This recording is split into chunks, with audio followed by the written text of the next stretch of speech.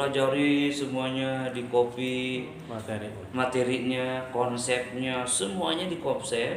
Kemudian sampai pada suatu hari dia siap, dapat jemaah, dapat followers, dapat pengaruh, dapat undangan.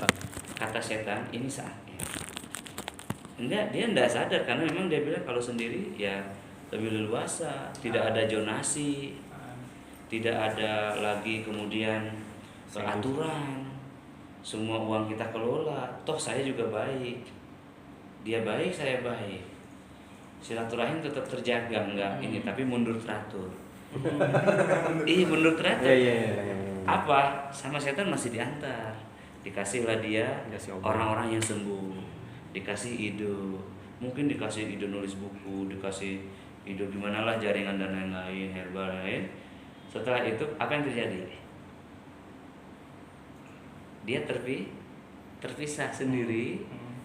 Nah, maka pertolongan dari foundernya hilang, backupnya itu hilang. Betul nggak di situ hilang? Dalam 5 tahun ke depan misalnya. Kenapa? Kan tidak ada komunikasi lagi. Meskipun masih bersama, maksudnya masih bersaudara, saat tanya jawab, tetapi nggak ada komunikasi, nggak ada upgrade gitu maksudnya. Mau datang nggak enak. Datang nggak enak, ngobrol nanya nggak enak, reaksi sendiri.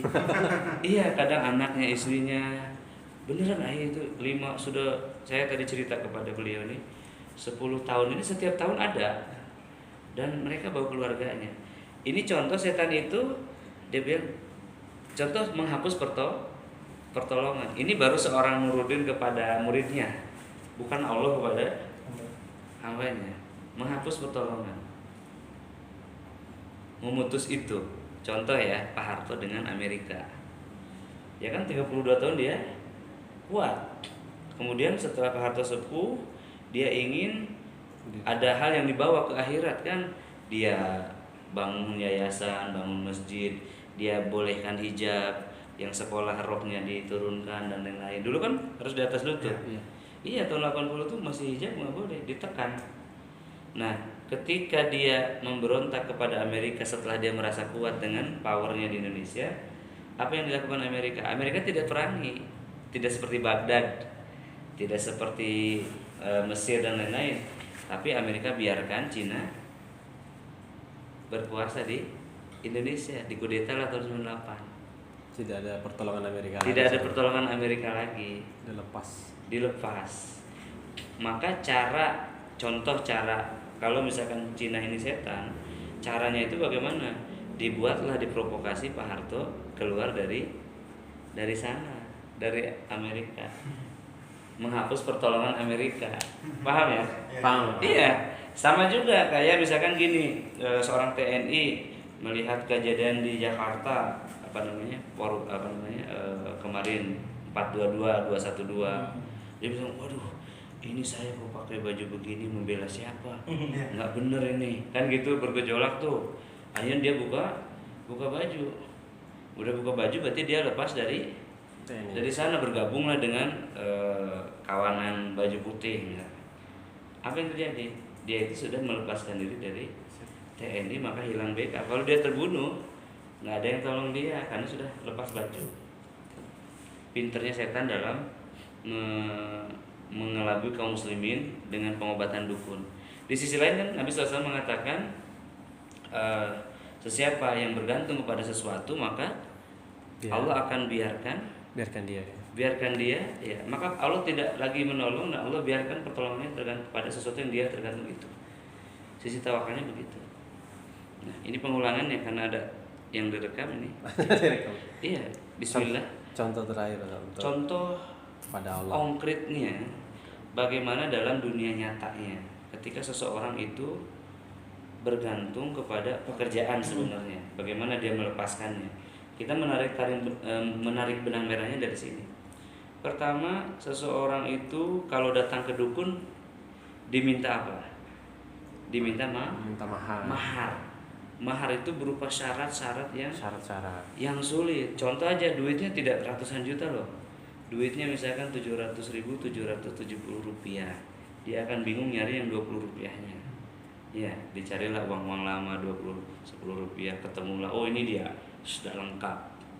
Maka saat dia mencari uang 20 riyah di tahun 2000 ini itu sulit, tetapi dia lakukan. Itu tujuannya adalah untuk menampilkan, menunjukkan hal konkret bahwa manusia itu taat kepada dukun itu. Itu kepatuhan ya. Kepatuhan. Kan kalau seseorang itu butuh, dia akan patuh. Otomatis. Maka kepatuhan dia itu karena kebutuhan tadi. Maka kemudian apa yang terjadi setelah ketaatan kepada dukun ini dilakukan? Dukun itu mendapat perintah dari setan. Sebenarnya orang ini telah taat kepada setan. Pemimpin setan adalah iblis. Maka apa yang terjadi? Dia itu telah menyembah iblis dengan ketaatannya. Merasa butuh dengan pertolongan iblis, setan, dan dukun. Ngeri ya? Padahal cuma mahar doang gitu. Tapi itu dari iblis ya. Dari iblis yang perintahkannya. Bocah-bocahnya begitu. Kayaknya kecil gitu, hal kecil ditaruh di pohon. Kayaknya itu yang penting. Udah ikuti aja deh. Padahal sebenarnya tidak, bentuk ketaatan, kuncinya itu. Maka kemudian pertanyaannya, kenapa dukun itu menyuruh pasiennya taat? Dengan segala bentuk perintah-perintah. Dengan persyaratan yang susah tadi, dibuat susah. Agar orang ini melakukan sirkut ta'ah. Sirkut ta'ah itu satu dari 4 macam syirik akbar yang menghilangkan seluruh pahala. Kalau pahalanya hilang, kekuatannya hilang. Kekuatan apa? Tentunya. Kalau dipenuhi ini, nutrisinya segala macamnya, olahraganya, fisiknya kuat, kekuatan fisik. Tapi ada juga kekuatan ruhani. Kekuatan rohani dari amal-amal soleh. Ada lagi, beda lagi, kekuatan jiwa. Makanya harus ikut akademi. Ada kekuatan jiwa. Kalau kekuatan jiwa itu sesuatu yang memuaskan dirinya, menenangkan syahwatnya yang bergejolak. Kalau jomblo kan, nikah jadi tenang dia. Nah, itu bukan ruhani, ruhnya, tapi nafsiyah, sisi nafsiyahnya. Begitu. Ketika seseorang punya utang, kan bergejolak tuh. Itu adalah sisi nafsiyahnya. Dibayar utangnya, tenang dia. Gitu. Sisi nafsiyahnya ini.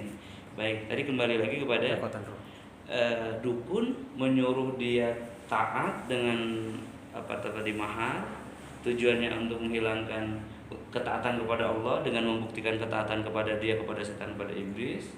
Lalu kemudian dia terjatuh dalam sirkul akbar, seluruh amal solehnya hilang. Ya, akhirnya cahaya Allah hilang, dia dalam kegelapan. Akhirnya dia akalnya keluar dari fitrahnya, tunduk kepada manusia. Tuh, jadi dua punya Tuhan dia, manusia itu, setan itu, dan lain-lain. Jajaran setan. Manusia setan dan setan di kalangan jin. Lalu kemudian apa yang terjadi? Pertolongan dari Allah otomatis tidak ada. Ini penting nggak terjadi kepada pasiennya agar tidak ditolong sama Allah? Penting. Dukun itu senang kepada wanita itu dicabulinya. Allah nggak bakal nolong. Dukun itu lihat hartanya banyak, diperasnya. Allah nggak bakal nolong. Ya, dia dalam keadaan tertekan, diperkosa, dilecehkan, diperas, disihir, lalu dia berdoa kepada Allah, enggak dikabul. Setan kan takut kalau dia berdoa kepada Allah, takut enggak? Takut malaikat turun, sudah selesai mereka. Maka dikunci mati dalam sirkul akbar. Sirkul akbar, tak ada sirkul akbar, maka harus tahu betul ini. Lalu kemudian apa? Dibuatlah dia suka kepada dukun itu, ramah, baik, memberi nasihat. Maka jatuh pada sirkul mahabbah. Ya, kemudian apalagi dia, ya, dukun itu kemudian membuat dia, ya, selain sirkul ta'ah, sirkul mahabbah, apalagi di situ sirkul doa. Ya, sirkul doa itu syirik dalam berdoa. Diberilah doa-doa. Kan ada nama-nama khodam yang itu nama Asmaul Husna juga. Misalkan apa namanya, ya Rozak, Jabbar. Jabbar, Patah gitu kan. patah, iya dia wiridkan ini, ya Rozak, ya Rozak, ya Rozak, ya Rozak, ya Rozak, sampai nanti datang sesosok kuat yang beri kamu uang di dalam bantal kamu misalnya. Wah udah makin kuat tuh. Satu lagi apa? Ya, sirkul mahabbah, sirkul ta'ah, sirkul doa, sirkul niat. Niatnya pastilah ketika ini lengkap, nanti dilengkapilah dengan penyembelihan. Itu sudah tidak bisa didefinisikan ulang lagi. Sirkul akbar. Sirkul akbar sudah tanpa niat pun bahasanya sudah tergolong sirkul akbar yang pasti, karena dia mengorbankan jiwa. Kesurupan total gitu. Kesurupan total. Energi ruhnya mati, padam betul. Iya, ruhnya padam betul. Ini yang dilakukan dukun. Namanya sirkul ta'ah. Kenapa dukun membuat pasiennya patuh? Agar tidak ada pertolongan dari Allah kepada dia. Ngeri nggak? Dipreteli gitu loh. Mungkin bahasa selainnya Ustaz dibuat kamu tunduk sama setan gitu. Dibuat tunduk sama setan perlahan-lahan. Nanti dia akan bilang, iya saya sholat nggak ada gunanya kalau gini. Saya doa nggak didengar, saya minta harta nggak diberi. Ini di bawah bantal tiba-tiba ada. Di bawah bantal tiba-tiba ada. Wanita-wanita tunduk. Sirkul mahabbah. Ya, maka poin penting itu dalam perdukunan. Ini dalam hipnosis. Sirkul ta'ah, sirkul mahabbah, sirkul doa, Sirkul niat. terakhir sembelihan. Iya. Iya. Niat ini kan ujung akhir dari kehidupan nantinya. Kemudian kita bahas dalam hipnoterapi bagaimana orang sampai dia zero mind, sampai dia pingsan, sampai dia lepas kosong pikirannya. Apa yang dilakukan agar itu bisa terjadi? Ya, pertama misalkan contohnya dia ada tidak nyaman di lehernya, dibuat nyaman, di hatinya tidak nyaman, dibuat nyaman, tapi hanya 3 hari efeknya. Setelah 3 hari akan kembali lagi. Kembali lagi kepada dia. Dibuatlah tergantung, kecanduan, rasa enak, rasa nyaman dengan orang ini, nyaman ngobrol sama dia, bahkan dia membayangkan dia adalah suaminya ideal seperti ini. Maka kemudian setelah kecanduan, bergantung hatinya, terhapus pertolongan Allah Ta'ala. Jadi tujuannya menghapus pertolongan Allah, barulah dia bisa dikendalikan. Sama juga dengan obat. Saat dia pusing, paracetamol, Panadol, enak. 3 hari pusing lagi, minum lagi, terus setahun begitu. Tahun kedua tidak mungkin terganti itu. Kalau dia anaknya beli merek lain aja, dia bilang enggak, yang itu nak sudah terbukti. Iya kan? Padahal sudah terinstal di dalam akalnya sebuah ketergantungan kepada obat. Dia tidak lagi sadar bahwa sakit kepalanya itu disebabkan di luka lambungnya misalkan ya. Luka lambungnya diabaikan. Diabaikan. Atau mungkin dia minum obat lain juga untuk ini. Maka tergantunglah dia kepada obat dan terhapuslah pertolongan Allah pada sektor kesehatannya. Maksudnya apa? Dia tidak mau minta tolong kepada Allah, ya Allah sembuhkan kepala ini. Tidak ada dalam kamus dia. Sudah terhapus. Maka kalau dia tidak minta, Allah tidak mungkin memberi. Ya, juga dalam dunia kerja. Ini ada 2 poin penting. Coba ingat-ingat waktu kita dulu kerja. Saya kerja. Saya kerja juga. Abdi Muis juga kerja. Abu Sofis Anda tahu? Kerja juga. Masih kerja? Enggak. Beliau lagi hibernasi juga. Ya, saat kita kerja, misalkan gini. Ini 3 contoh untuk memastikan pada poin 1 tadi. Jam kerja adalah jam 8.00. Minimal. Dari rumah 1 jam. Jam 7. Berarti persiapan 1 jam. Jangan gitu deh. Jam 6.00 ini saya rasakan shift pagi. Jam 6.00. Saya di hotel kan, shift pagi jam 6. Persiapan itu dari jam jalan itu dari jam 5:30 ke jam 6. Berarti jam 5 ke 5:30 adalah persiapan. Maka sholatnya sebelum jam 5 kan. Bayangkan kesiangan. Kan ada kesiangannya manusia itu. Iya. Tidak selalu setengah 5. Misalkan dia baru bangun jam setengah 6. Apa yang terjadi itu? Langsung siap-siap. Langsung berangkat. Sholat tetapi wudhu cepat-cepat, sholat cepat-cepat, Kacau udah. makan cepat-cepat. Kacau itu di pikirannya. Kalau jam 6 Macet. saya macet, nanti pinjam telat, bos saya marah. Gitu ya. Nanti terulang 10 kali aja seperti itu. Misalkan dalam setahun itu dia ada masalah dengan sholat subuhnya. Dan tidak perlu 10 kali. Allah Ta'ala kan udah tahu keputusan dia memilih siapa. Memilih Allah, memilih bosnya ini. Kelihatan ya ketat. Iya.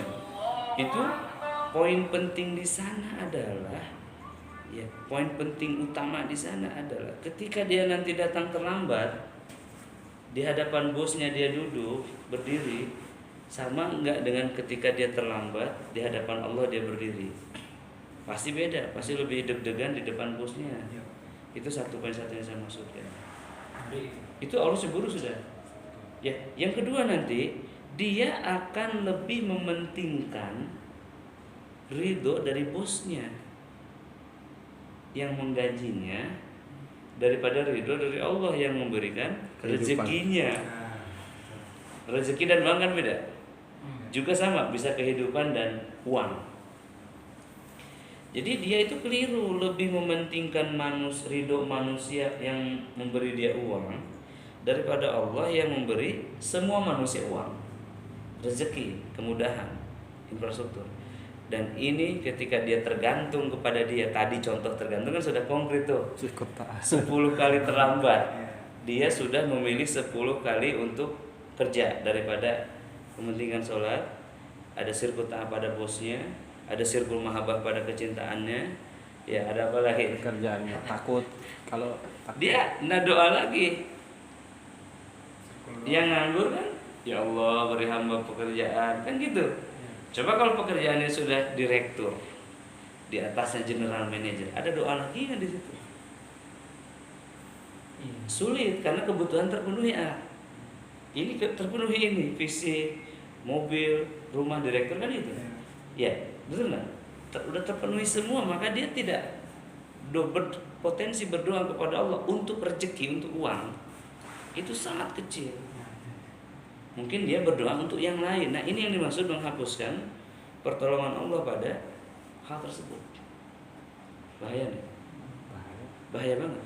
Dan kalau misalnya dia seorang pekerja bawahan bukan direktur, doanya tuh pasti ingin naik ini. Dan kesungguhannya itu menaikkan level ini. Sampai kapan? Sampai di atas lupa doa. Sampai di atas lupa doa. Sampai dia pensiun dan dia dalam badan susah dan keras hatinya. Nanti Allah berikanlah contoh-contoh penyakit pada anaknya, keluarganya, ke mulutnya. Sampai dia berpikir, lihat harta kamu tidak menjadi apa, tidak memenuhi pun nafsiyah kamu tidak penuh. Perut penuh, hatinya, nafsunya masih gelisah. Ini perlu disampaikan kepada teman-teman yang masih bekerja. Jangan sampai kita tergantung, jangan sampai kita lepas ketergantungan kepada dukun, tetapi belum lepas ketergantungan kepada manusia dunia ini. Makanya ini yang disebut Ibnu Jauzi mengatakan ada 2 sihir, sihir dunia dan sihir dari setan.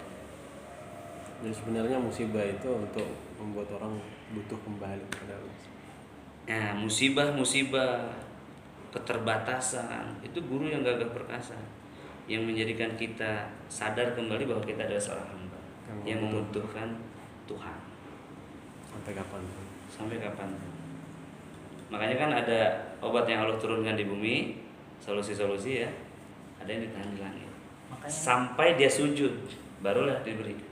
bab ini yang saya klik itu, kenapa Allah nggak turunkan pertolongan kepada pekerja? Emang karena Bukan keberkahan. bahasanya gitu ya. Tanda kutip. Keberkahannya kurang gitu. Saya rasakan gitu. Allah kasih uangnya, keberkahannya ditahan. Iya, saya Antum merasakan itu? Iya, waktu kerja klik saya nih. Baru klik. Dia masuk dengan materi ini saya klik gitu kan. Subhanallah, makanya ikut akademi ya.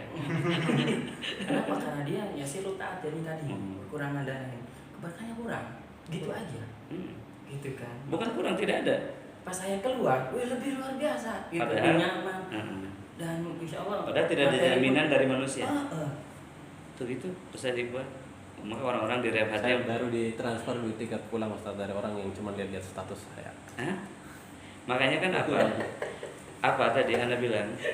Orang-orang di rehab hati di daerah di mana saja yang mengatakan apa gaji saya? Ya. Gajinya apa menurut antum kalau materi seperti ini? Apa tuh? Yang harus dia dapat apa? Keberkahan. Keberkahan. Keberkahan dari ridho. Ya ridho orang tua, ridho guru. Memang kita tidak bisa sepelekan itu. Betul-betul kita tidak bisa sepelekan hal tersebut. Dalam hal ini ya keberkahan ilmu yang dimaksudkan tentunya. Bukan keberkahan metode ya. Bukan keberkahan cari uang gimana caranya, tips-tipsnya ya.